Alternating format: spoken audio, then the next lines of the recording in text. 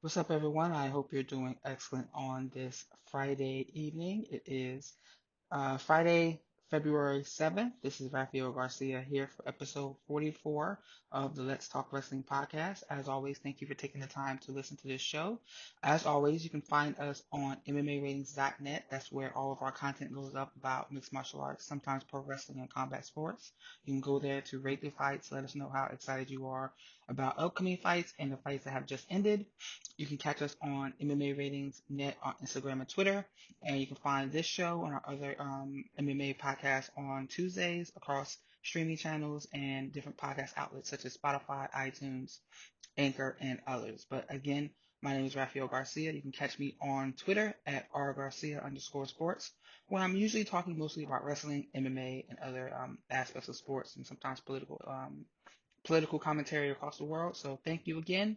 And we have quite a bit to talk about today. This has been a pretty busy week in professional wrestling. I have three topics I want to talk about. I want to talk about obviously topics in the WWE, AEW from this week, and look at do a quick glance at the earnings call from this week from WWE. They have some pretty interesting news come out of there too as well.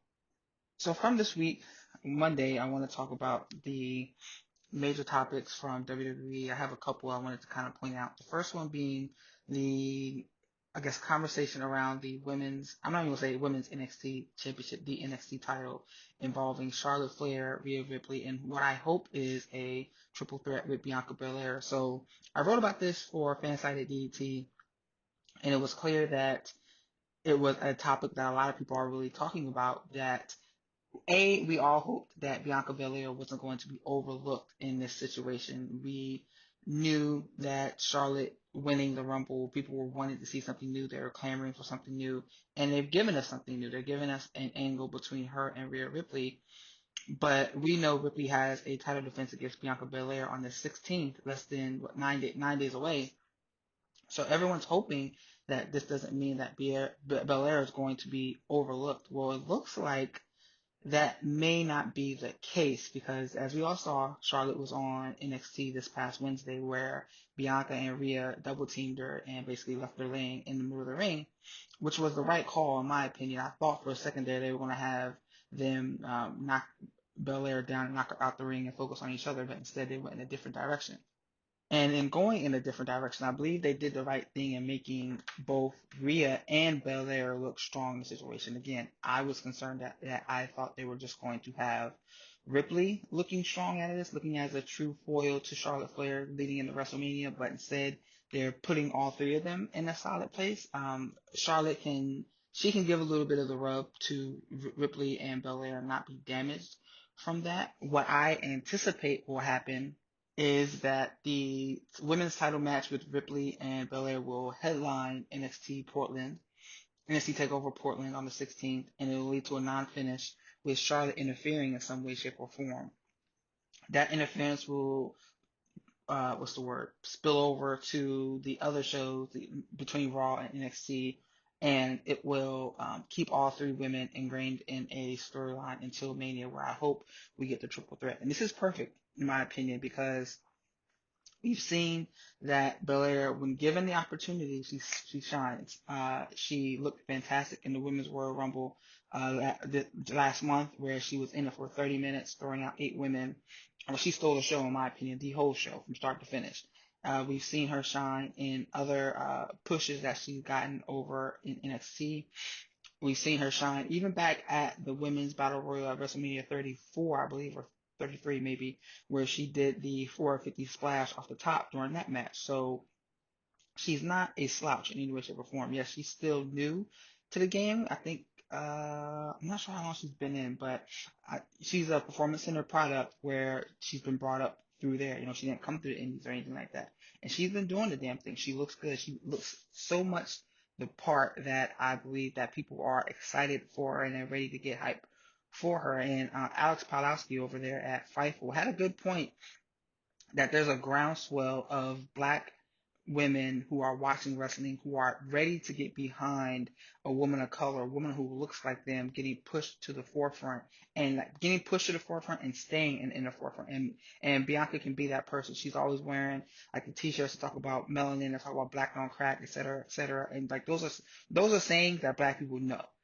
Flat out, black people know. And they're at a point where they can do something big with her that they haven't done with Sasha, that they haven't done with Naomi. I'm gonna talk about Naomi in a minute later on, but they have an opportunity to do something special with Belair that I hope they don't mess up. I was talking about how I think that she could stay in NXT and have like a Gargano-esque run where she's a champion and she's always like in the main storylines there. But she can also be called up to the main roster. I don't think that she would be done as well. But staying in NXT, I think she can have a longer term run there where she's given the opportunity to shine. And I also want to point out that the WWE women's roster is super, super, super diverse. And it's diverse in a way that they really elevate the women of color. They don't do it, they do it to a point. There's still like a glass ceiling there, for lack of a better term, because they tend to put certain women over more often than not. But they still have a hell of a roster that stands out. Naomi, Sasha, Zelina Vega, Mercedes Martinez, Mia Yim, Asuka, Kairi Sane, Io Shirai. They have Kaden Carter. They have Bailey. I didn't mention her. They have so many different women of color on this roster that just makes you stop and look like, yo, these are women of color who are at the top of the game. And I love that we get to see this because you don't get to see that everywhere. Um, AEW has a diverse women's roster as well too, but it's just not used the same way. I mean, people were clamoring for Big Swole to get on television. It took forever for that to happen, and I don't think she's been back on since. She's probably their biggest character. She's my favorite character, in my opinion. And you know what? I'm gonna go ahead and say it. I'm unapologetically rooting for any and everyone that's black on the WWE or AEW roster, period. I root for them all the time, and I pay close attention to what they're doing. So seeing what they're doing with Bianca Belair in this Charlotte and Rhea Ripley storyline, I think that she needs to be treated with care, and that they need to elevate her just as much as they've done the other two women. So I wanted to move on to the second topic, which is about another person of color on the WWE roster, and that's Angel Garza, who's getting a whole hell of a lot of shine, and I personally am here for it. When I first started seeing Garza on NXT, I wasn't a big fan of his. It was just like, this guy, he looks good, he looks apart, but the pants ripping spot, it took a little while to grow on me as compared to it did to everyone else. But this dude, this week, he's the MVP. Like, he's the real MVP this week. So we know Andrade is out for 30 days due to a wellness policy violation. And instead of just deading that storyline that they were doing with Umberto, they've kind of added a little bit of a twist to it, I guess, where Zelina goes and get Angel Garza to attack Umberto. Now, Angel and Umberto are real life cousins, and they had that angle that they were pushing. But Angel attacks Umberto, hits him with the I think he was going to hit him with the Hammerlock DDT on the cement, but Rey Mysterio came out, made the save. So him and Mysterio have a match. It was a decent match. They gave them a lot of time. Only thing I wish is that he didn't mess up his pants spot. They got kind of stuck, and he couldn't rip them off, and the crowd wasn't as hot for it on Raw as they are on NXT. That's kind of what you expect. But him and Mysterio still had a fantastic match. It ends in a DQ, I believe, when Garza spikes Mysterio on the cement. Now I hope, and I doubt that this will happen, but I would love to see Mysterio work like an NXT takeover match with Angel Garza to kind of get his payback. I can't remember who tweeted that out, but I would totally be here for it. I would totally watch that all day, every day. But that was on Monday. On Wednesday, he has a match with Swerve Scott, and Swerve is another guy that I was not excited about in any way, shape, or form, but he and Angel had a hell of a match. There are some things that Swerve does in the ring that I'm just like, this guy got it. He has it. He has the mannerisms. He has the look. He looks like a little bit of a bigger Kofi Kingston and moves. I don't want to say similar to him. He does not really, because he kind of has like more of a capoeira kind of style to him as well. But Swerve Scott can do the damn thing, and him and Garza had a pretty good match. They gave them some time as well too. It was a lot longer than I thought it was going to be. There were people who were talking about whether or not this was the right spot for this match after the Broserweights segment to open the show, but it was still good to me. I enjoyed it, and I'm interested in seeing what they do with Garza going forward. Is he going to do double duty between NXT and Raw? He also called out Jordan Devlin, who took the cruiserweight title from him. So it seems like they're still going down that route. I would hope for that not to be the case. I would like to just see him up on Raw full time. Someone was talking about an angle with Selena where she's building a stable of Latino wrestlers. I would like to see that. I would definitely like to see that, especially if that leads to her building, oh, excuse me, especially if that leads to her getting into wrestling and maybe even winning the women's championship as well. Like she can go, we know she can wrestle, but she's just not used in that manner. But I am interested in seeing what they do with Garza. What I think is going to happen is that maybe after a month or maybe a little bit longer than that, after Andrade comes back with the UFC title again, it's the US title. I think that he and Zelina are going to turn on Andrade and excuse me on Garza, and then that'll be Garza and Umberto working against Andrade and maybe someone else. We'll see how that goes. Or yeah, we'll figure out that picture once we get there. But I think there is going to be a swerve at some point once Andrade returns. There was some other stuff from this week. Let's see. I think they are getting rid of the storyline between Lana and Lashley. If you didn't notice this past week, so obviously Lana had the match with Liv Morgan, she lost, and they didn't make any reference to Bobby Lashley during that match, or Rusev maybe for that point. Then in the main event, Lashley's in the match with Ricochet and who was the third member? It was a triple threat. Seth Rollins and Lashley, while they didn't make any reference to Lana at all. So I'm hoping, and she didn't come out with him. So I'm hoping they're deading that storyline. I don't know why they would do it in that way. I wonder if something must have occurred because I would not be surprised in any way, shape, or form if Lana and Rusev are not on television again. Rusev wasn't on TV on Monday. He wasn't in the Rumble. I would not be shocked if something happened and they are off of TV this week. I'm calling it now. I'm going to go ahead and put my money down. I'm going to put a $5 bet on it that Lana and Rusev will not be on TV in any way, shape, or form this coming Monday after being in the main event for the last 3, 4 months or so, maybe not that long, but they've been a major segment on their show for months, months, and months. So if we end up in a situation where they're not on TV, wouldn't be surprised, but I would be surprised seeing how far they've fallen again. I think something must have occurred backstage. What else do we get? Randy Orton and Edge. We got the replay of Orton attacking Edge. I love the touch on the promo where he just basically said, "I can't do this," and walked out. Randy Orton is a consummate heel. He's great at getting heat. I am interested in seeing if this storyline adds any flavor back to his character because I've always been the one to say that he's bland. And it's not that he's not good. It's just that sometimes I feel like we've almost seen everything we can see from Randy Orton. And I just get tired of watching him do the same thing with the same guys, whether it be heel or face, time and time again. But I hope they push this match out until WrestleMania. I hope they don't rush it, especially don't do it for the Saudi Arabia show coming up. Let's push this out. Let's make this a WrestleMania moment. It can be pretty huge there. Then we got some pretty big returns this week. The only two I really want to talk about is Ruby Riott and Velveteen Dream. Ruby came back after Liv defeated Lana, and then she attacked her. We kind of saw this coming. I've always been a Ruby Riott fan from day one. I love her look. It used to remind me more of Luna Vachon, but now she has more of her own side to her. I think she's gorgeous. I think she looks like a star to me. Seeing her smile and all that stuff was great, but when she turned and slammed Liv down and started attacking her, I'm here for that. I think this is going to be good for both women. It gives Liv something to do outside of the Lana angle, and it welcomes Ruby back to be that bully type of heel that she was when she left. When she had double shoulder surgery. I think she's been out since May of last year. I am here for this. I think Ruby adds another great wrinkle to the women's division. I wish she was over there on SmackDown, where Bayley could use a real heel right now. Bayley actually is facing off against Carmella, because Carmella just defeated, she just won a fatal four-way with Dana Brooke, Alexa Bliss, and Naomi. They pinned Naomi. I don't know why the fuck they did that, but it would be great to have Ruby Riott over there in that women's division, but she's going to do big things over here on Raw. It's great to see her back.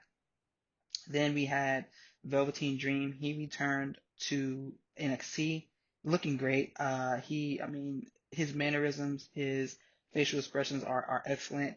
The way he scrapped with Undisputed Era, it fits that character so well. Was no coordination to it. He's just out there throwing haymakers, hitting people. Some of them are missing. He's hitting two guys at once, hitting one guy in the back of the head, stomping on people, messing up. He tore off his tights, and it said, Marina called me up. Now Marina Shafir. I believe she's Roddy Strong's wife, I think, but of course she's a member of the Four Horsewomen of MMA. But he had her face on his ass or whatever, and that basically on his tights.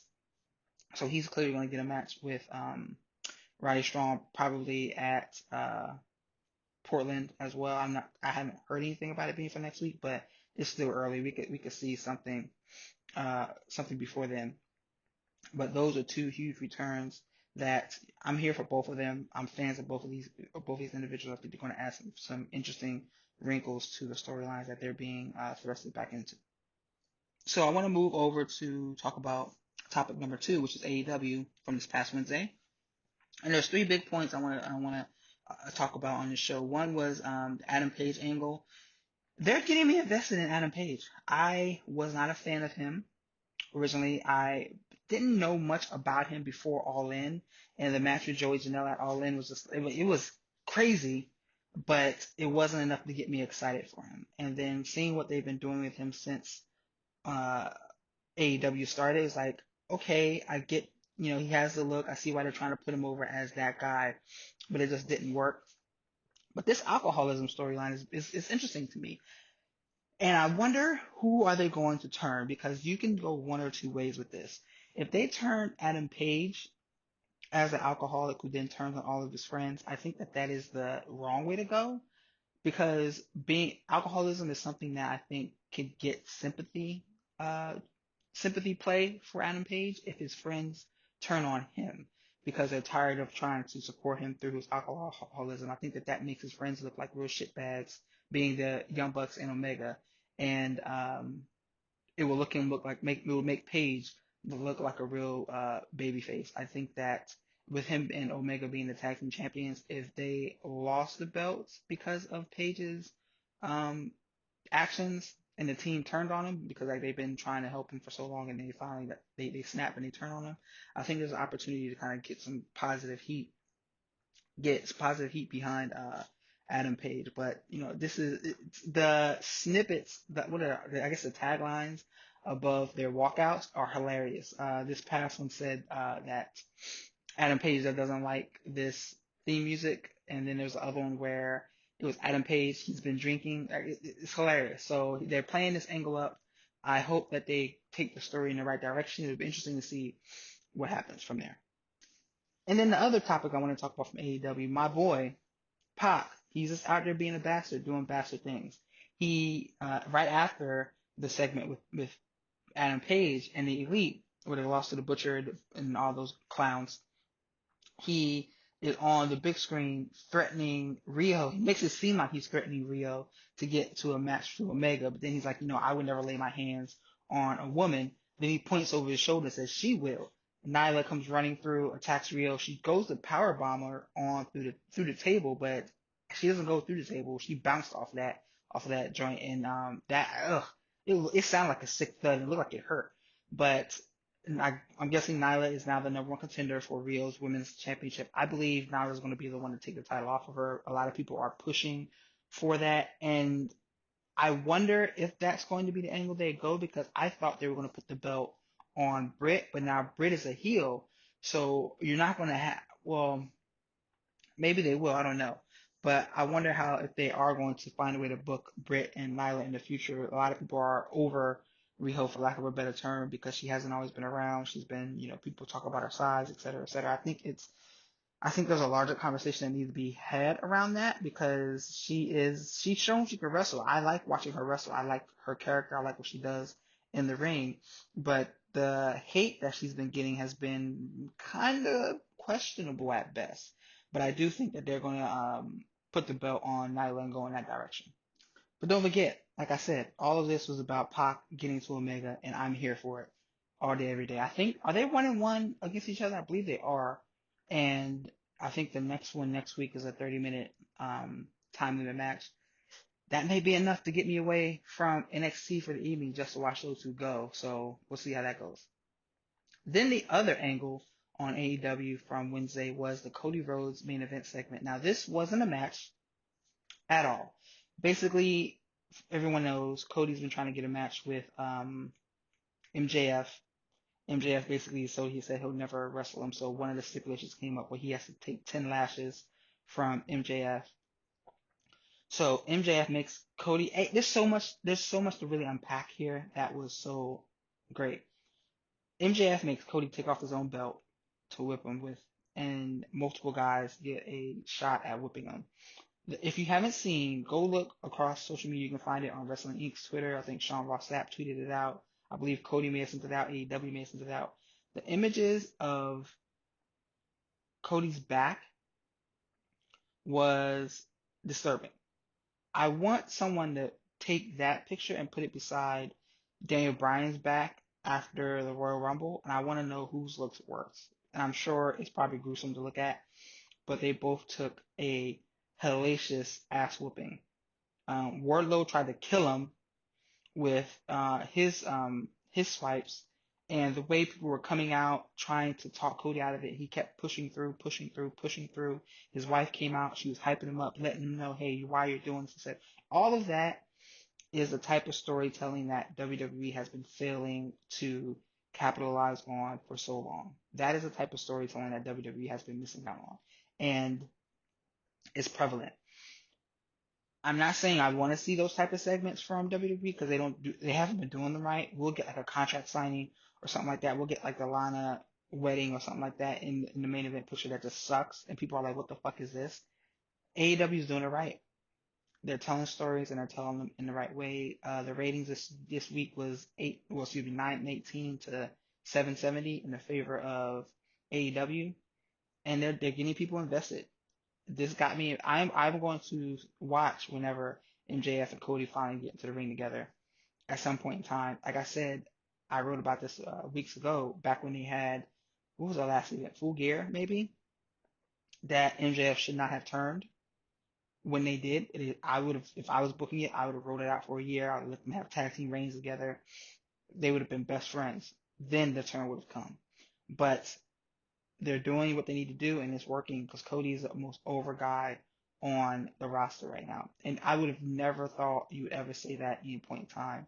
Cody Rhodes is the most over guy in AEW. He might be the most over guy in professional wrestling just because of what they're doing with him, and they're doing it right. If you did not see it on Wednesday, I suggest there is a YouTube video. AEW did post a whole segment or portion of the segment that you can go find on your YouTube channel. Go watch because this is some great, great, great wrestling action there. The third topic I want to talk about was just some stuff from the earnings call from this past Wednesday, I think it was. And you can find the audio online. You can find like highlights, the news clips from online as well too. But probably a couple of different things jumped out to me. Revenue is up 18% for the WWE, which is important. But they're struggling. People know it's been clear that they've been struggling in areas. They've been struggling with stuff like house ratings, or excuse me, house shows. The attendance there has not been strong at all. Television ratings, obviously they've been struggling there.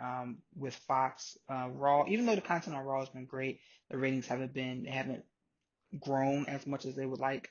NXT is doing like 750, 770, 700 a week. So it is what it is. They're falling, they're losing to AEW more often than not, even coming close. But I guess they're doing a metric that they've accepted. So we'll see how that continues to play out. We'll see what steps they take, see if they're going to turn that around at all. But those numbers are what they are. The number that popped out and the kind of comments that popped out was, so WWE Network was at 1.47 million subscribers. This number's down, and I believe they were up to 2 million at one point. That's how they were a little over 2 million at one point around the time when Ronda Rousey came in. What was that? That was 2 WrestleManias ago, I believe. And yeah, they are dropping, and there's no understanding why. But there seems to be multiple strategies at play to kind of turn this around. One of the bigger ones was Vince talking about taking the content and selling it to other platforms. So this could be a situation where WWE's pay-per-views show up on Hulu, for example. They show up on ESPN Plus, which he references, one of the platforms he referenced by name. I am not 110% sure how I feel about that. Because I've gotten to a point, everyone's gotten to a point where paying $10 a month gets you all the pay-per-views, gets you all the content, et cetera, et cetera. I remember paying $60 for um, pay-per-views, and I don't want to go back to that. I can afford it, but I know plenty of people can't. And I think about someone, I was listening to a podcast today, and they were comparing it to what the UFC is doing over at ESPN Plus. And the thing that stands out to me there is the ESPN Plus platform is $6 a month, but you still have to pay for the numbered pay-per-view events. So with that platform, you usually get the preliminaries on the app that you can watch there. You get some full shows that are on the app, but those shows don't have big names on them. They're usually foreign events that are in like Brazil, Hong Kong, or not Hong Kong, like the Brazil, the one that was in or South Korea recently where Frankie Edgar got knocked out, maybe a one in London, etc. But you won't see any title fights on those free cards on the app. But then if you want to see Conor McGregor or something like that fight, you're going to pay that premium price of $60 to watch that event. UFC actually increased their price for the most recent Conor McGregor fight. I think they increased it to $74.99, which what I'm hearing is that his presence helped bump the ESPN subscriber number up by 1 million. I read that a couple days ago somewhere. I can't remember where I read it. It might have been Jiu-Jitsu Times.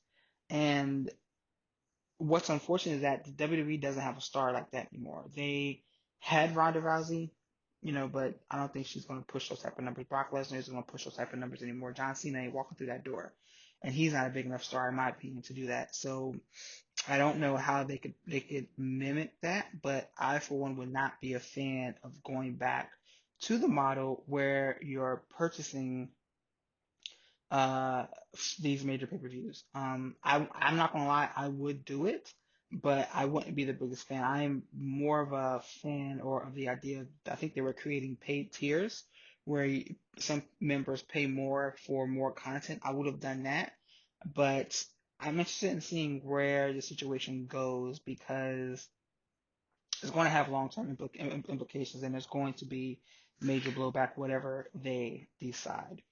Vince McMahon also referenced the firing of George Barros and Christine Wilson. He mentioned that there was going to be a change in execution that's going to lead to success. I don't have his exact quote, but he did use the word execution and success. But a lot of people are looking at that as major red flags. Their stock definitely dropped. I own some, and it definitely, man, it killed my portfolio.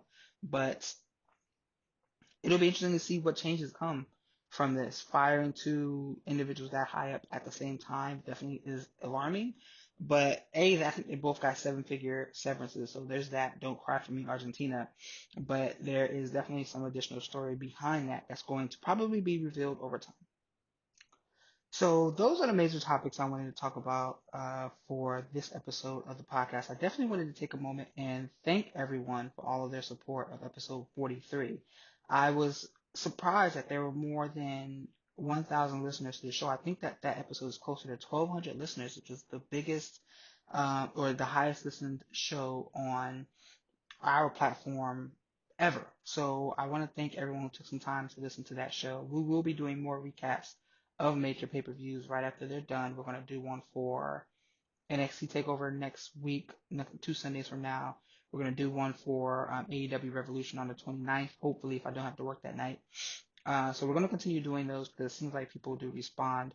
We're looking at doing some interview sessions in February. They may be behind a Patreon. I'm not sure how we're going to do that for the professional wrestling shows. We're definitely going to do that for the MMA shows, but we're going to be doing some more interview content because those usually perform well and people like the type of question and answers that we get from our guests. But again, I just want to say thank you all for your support. Stay tuned to my Twitter handle because I will be doing some feature content for Black History Month on lesser known Black professional wrestlers. So that will be fun. I was just chartered out or contracted out to do that for Fansided for this month. So keep an eye out on that type of content as well too.